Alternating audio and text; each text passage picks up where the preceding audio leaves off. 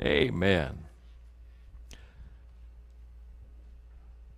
Well, there are, I'm sure, lots of fireworks tomorrow night, but we're going to see some biblical fireworks tonight in dealing with the 19th part of 2 Samuel, the 19th chapter. Now, I'm going to have to go quickly because there are 43 verses in this chapter, and I've entitled this whole thing, David's Reign Restored. And I am going to read all 43 verses, but I'm going to do it a little differently. Usually I'll comment as we're reading them, and I'm going to divide this up into 4 sections. David rebuked by Joab, verses 1 through 7. David returns to reign, verses 8 through 15. And David forgives, vows, and honors, verses 16 through 40. And then David's silence, verses 41 through 43. And I said I normally comment in between them, but what I'm going to do is read all the verses that are listed in that section, and then I will comment, and you'll see kind of a highlight slide as well. Getting into the first part, David rebuked by Joab. I'll just mention a little bit again. The historian is going to tell us the effect that his mood as the king was having on the people of Israel and the whole attitude of the city of Jerusalem. And if anybody did try to speak to David, we don't know that they did or didn't, but it had no effect. Now we find out Joab gets told, and it was told Joab, "Behold, the king weepeth and mourneth for Absalom." I got to keep myself from commenting. "And the victory that day was turned into mourning unto all the people. For the people heard say that day how the king was grieved for his son. And the people gat them by stealth that day into the city, as people being ashamed steal away when they flee in the battle. But the king covered his face, and the king cried with a loud voice, O my son Absalom! O Absalom, my son, my son. And Joab came into the house to the king and said, Thou hast shamed this day the faces of all thy servants, which this day have saved thy life, and the lives of thy sons and of thy daughters, and the lives of thy wives, and the lives of thy concubines, in that thou lovest thine enemies, and hatest thy friends. For thou hast declared this day that thou regardest neither princes nor servants. For this day I perceive that if Absalom had lived, and all we had died this day, then it had pleased thee well. Now therefore, go forth and speak comfortably unto thy servants. For I swear by the Lord, if thou go not forth, there will not tarry one with thee this night, and that will be worse unto thee than all the evil that befell thee from thy youth until now. Something shook David in Joab's comments. The news was given to Joab in verse 1. The impact it had on the people was terrible. It says the city was turned into mourning. The battle had been won, and the armies should have been parading in and honored among the city, its victors in order and ranks, honored for their bravery and victory. Instead, what does it say? We see them coming into the city as individuals whose countenance is low, whose body message you can see as if they were depressed and if they had lost the battle. That's why he says victory was turned into mourning. We see the king basically who caused it all. David was shamefaced. And he was again, like we read last week, mourning to the extreme. There was no pride for their great accomplishments. No honoring of the men who had fought for him. David basically was a selfish mourner. Now you might think that odd, but listen, he as a king could not remain like this. The king has no business mourning.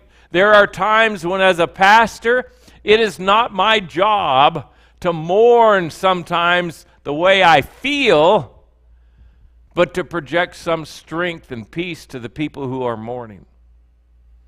There's a part that you have to set aside your own feelings and help heal those who are hurt. David had a charge. Joab basically confronts him with what is happening to his nation, to his city, and to his people. He tells him that he's being disrespectful to those who have hazarded their lives for him. Joab then gives David a charge that probably he would not have accepted from anyone besides Nathan the prophet when he shook his finger in his face about Bathsheba. But what a cold statement that Joab hits David with. I mean, think about that. If we'd all died, you'd be happy, huh? He says, that's the message that you're communicating. Joab was being truthful but hurtful. But I don't think it was just because he wanted to be helpful, because if David is deposed, then he will lose his place of power and position. But Joab did give him the right advice. Go speak comfortably. Encourage. David was sowing the seeds of discontent, and if not corrected, his throne would not recover, and his men would lose respect for him. I mean, really, why fight for someone who's going to be filled with sorrow for you when you did what they asked you to do? Now, from verse 8 to verse 15. Well, I should have clicked this on a while ago. See, I forgot how I did it. I told you I had to keep my tongue back even while I was reading. I want to comment on it. We see the news. We see the impact. We see the shame of David. We see the confrontation from Joab to David. We see the disrespect that David was showing to the victors, and then Joab gives him the charge to correct. If you want to see that again, you'll have to look it up on YouTube, because I got to get going to verse 8, and I'll remember to click the next outline as well. Then the king arose. He responded positively and sat in the gate. And they told unto all the people, saying, Behold, the king does sit in the gate. And all the people came before the king, for Israel had fled every man to his tent. And all the people were at strife throughout all the tribes of Israel, saying, The king saved us out of the hand of our enemies, and he delivered us out of the hand of the Philistines, and now he has fled out of the land for Absalom. And Absalom, whom we anointed over us, is dead in battle. Now, therefore, why speak ye not a word of bringing the king back? And King David sent to Zadok and to Abiathar the priest, saying, Speak unto the elders of Judah, saying, Why are ye the last to bring the king back to his house, seeing the speech of all Israel has come to the king, even to his house? Ye are my brethren, ye are my bones and my flesh. Wherefore then are ye the last to bring back the king? And say ye to Amasa, Art thou not of my bone and of my flesh? God so do so to me, and more also, if thou be not captain of the host before me continually in the room of Joab. And he bowed the heart of all the men of Judah, even as the heart of one man, so that they sent this word unto the king, Return thou and all thy servants. So the king returned and came to Jordan, and Judah came to Gilgal to go to meet the king, to conduct the king over Jordan. Now I'll give you my little part of my outline. The first thing you see is the king at the gate. Again, he has returned, if you will, to that place of honor, the place of judgment. But it's, in other words, he is appearing publicly for the first time. This was not all that was necessary, though, because he begins by honoring them, thanking them, and issuing congratulations. But you have to know that there was strife in all the camp of Israel. There was confusion because David had not returned.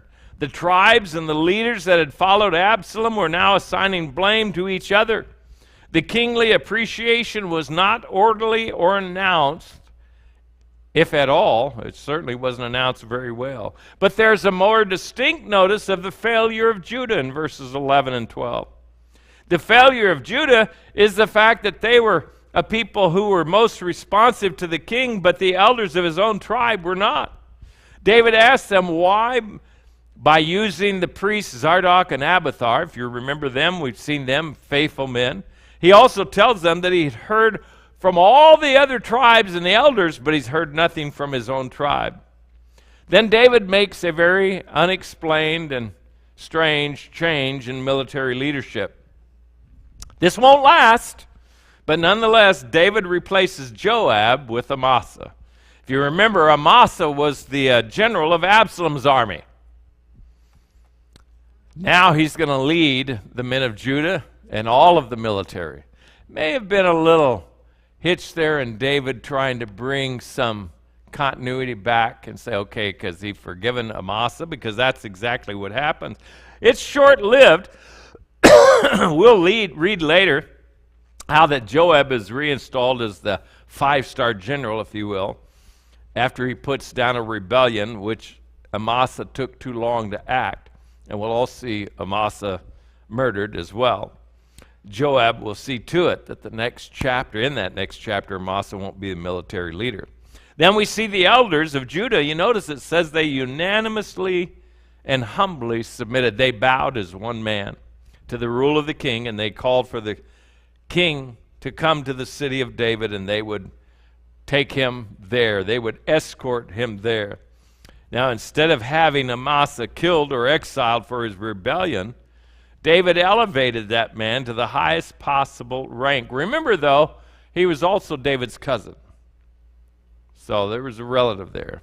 Now, some of the elders, some of the other elders, and of course his tribe now meet with David for a procession.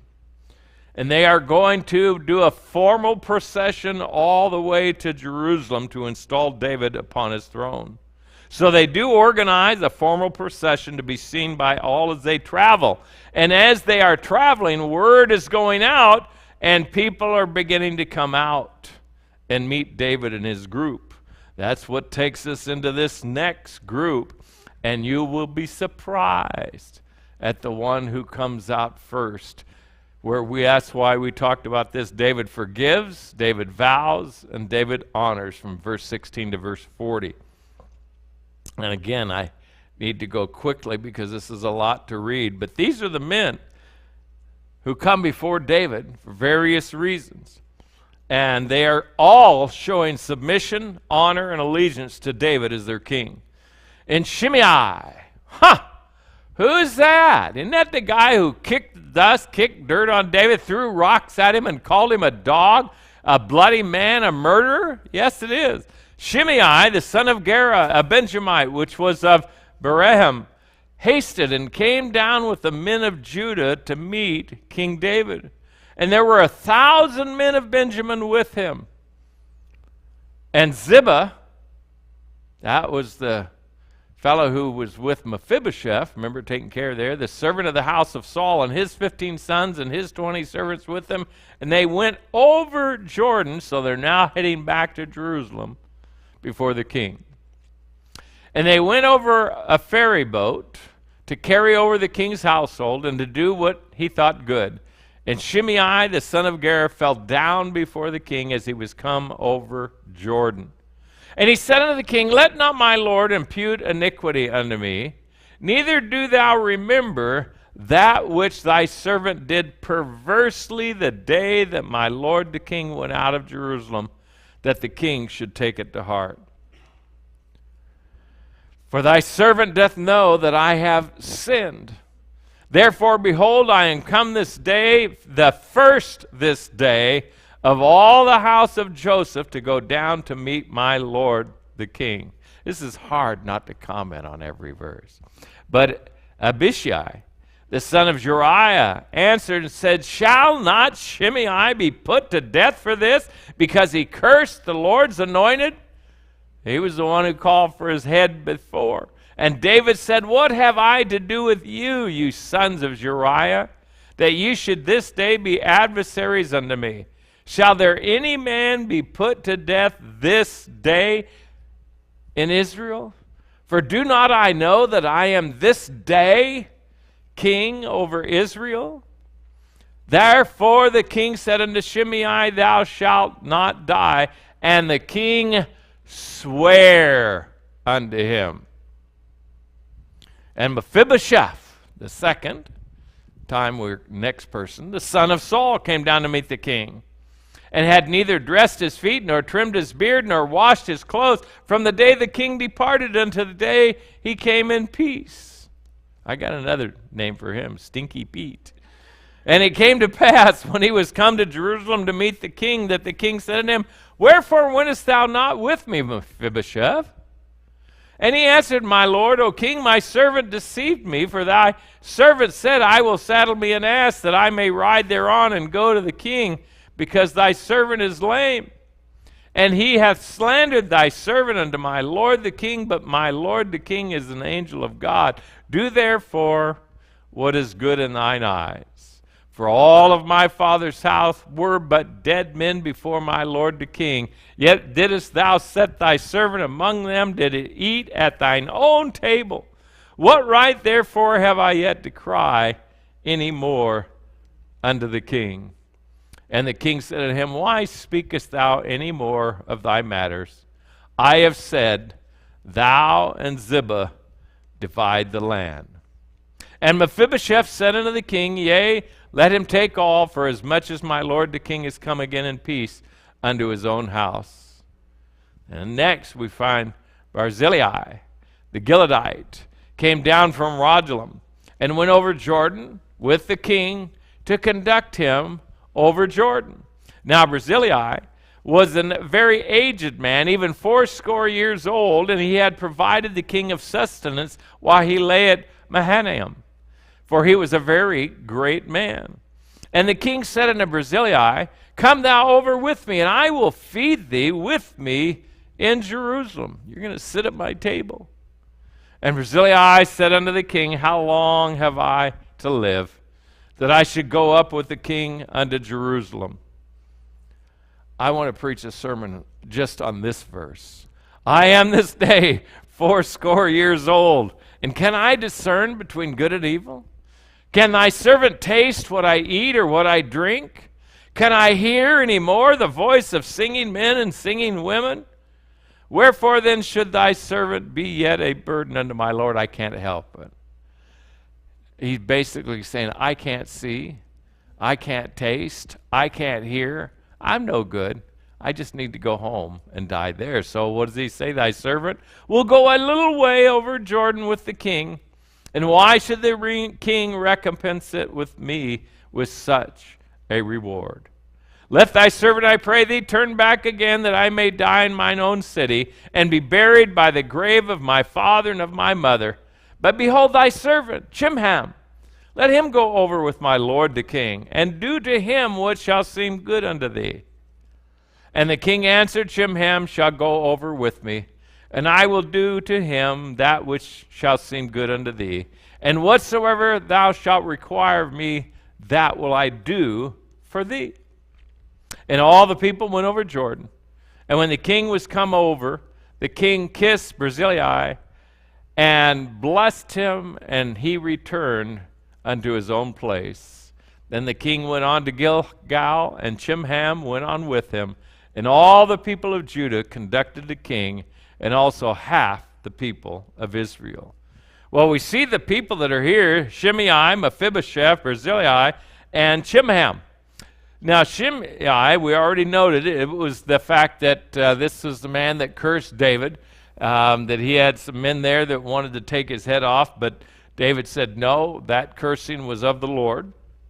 I think it was because of his own guilt and shame, and he knew what he was doing. He deserved any ill treatment.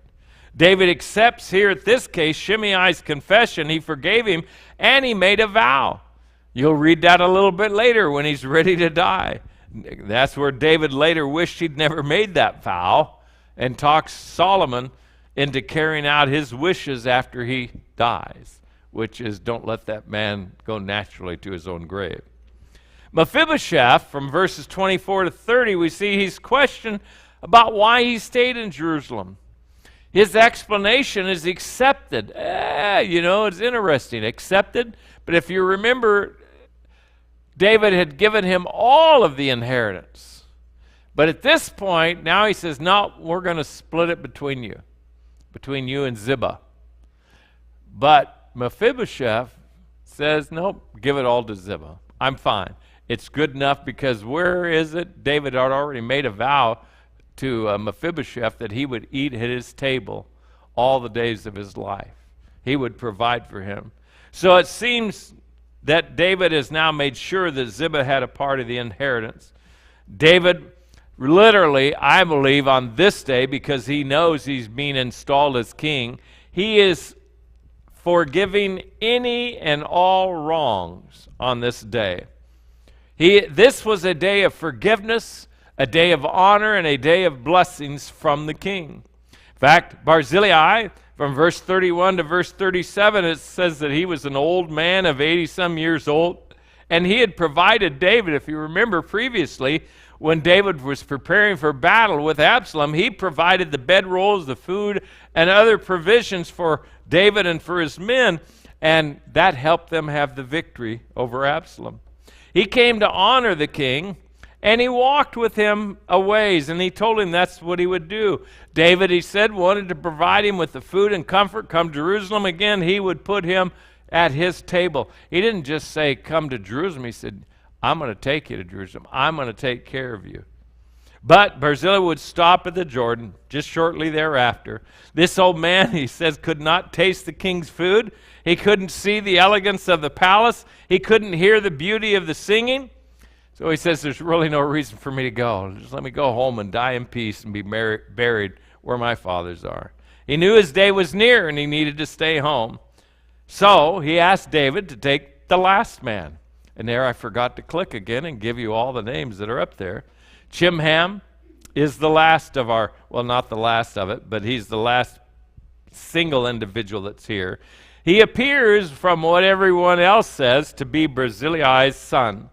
And Barzillai suggests taking him into the palace, or at least placing him within his administration. We don't know much more about him, but he does. David agrees and also vows to take care of Barzillai for anything that he may need for the rest of his days. He gives him an open invitation to ask for anything, and he says, anything you need, I'll supply it. Now the procession goes on and crosses the Jordan, and they conducted, if you notice that word back in the text, they conducted the king. Now this is why I have the sixth one there is Judah and half of Israel, because Judah the tribe and all their elders are there, and there's a great deal of portion of other Israelites that are with them, but not the elders. Not a lot of the Israelites from the other that were under Absalom are there.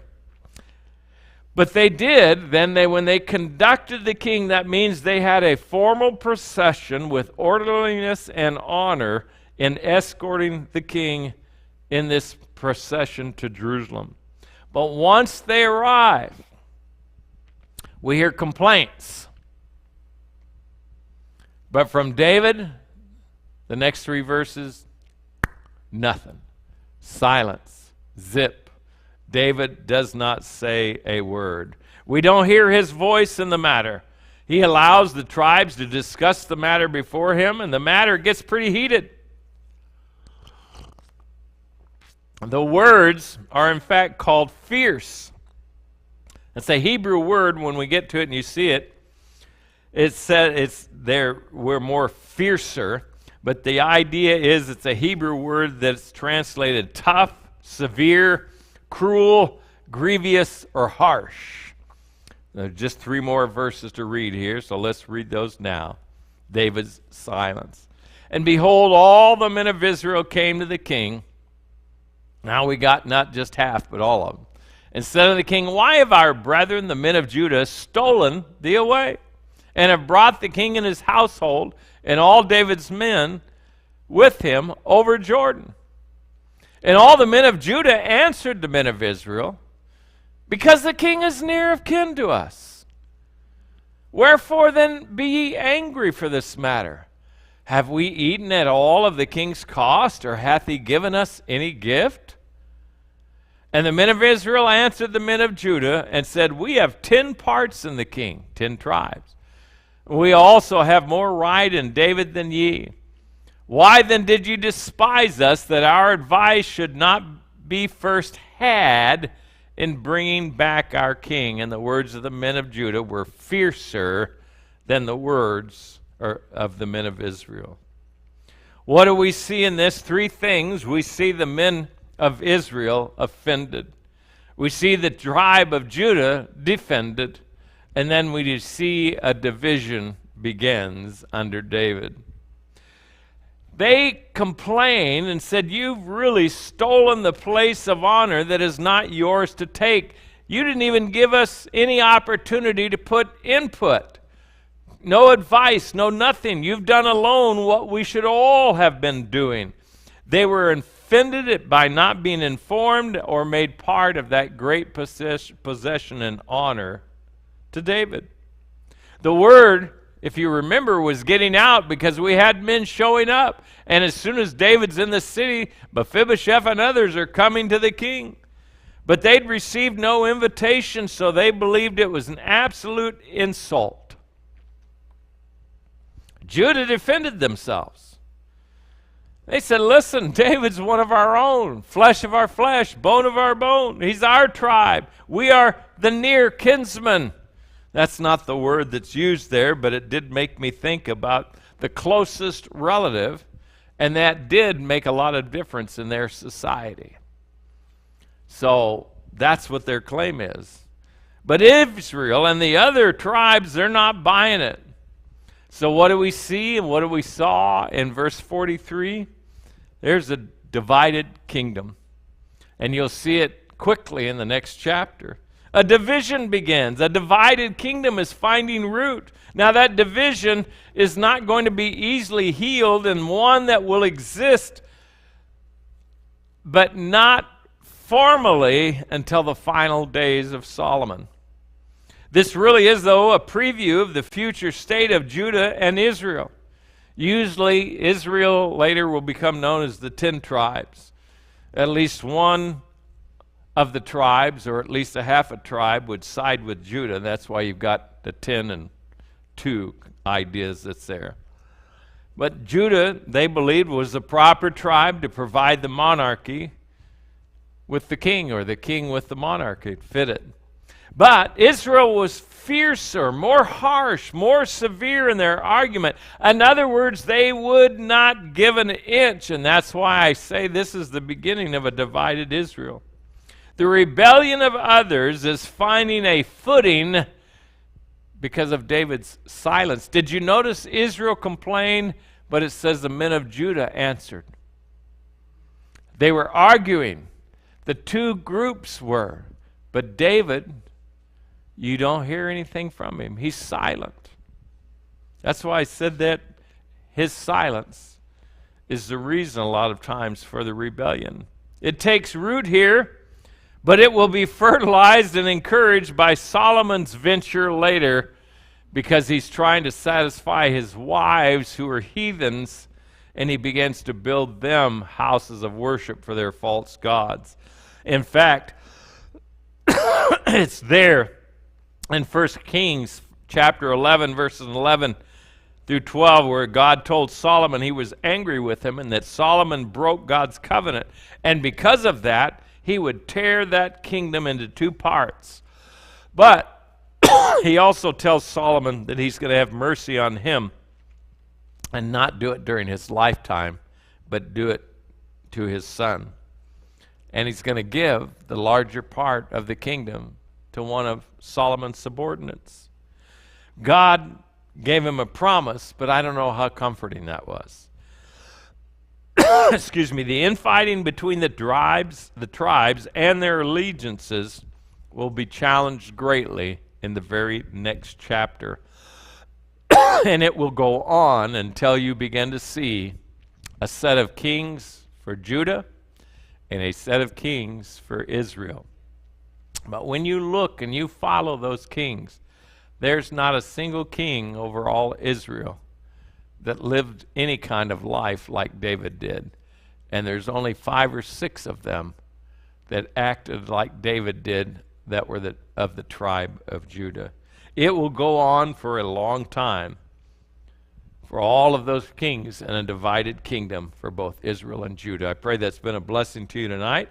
I did get through them, and it was awkward for me because I like to comment as I'm reading them. And that's tough not to be able to do that, but it helps me to get through it a little bit quicker. So we'll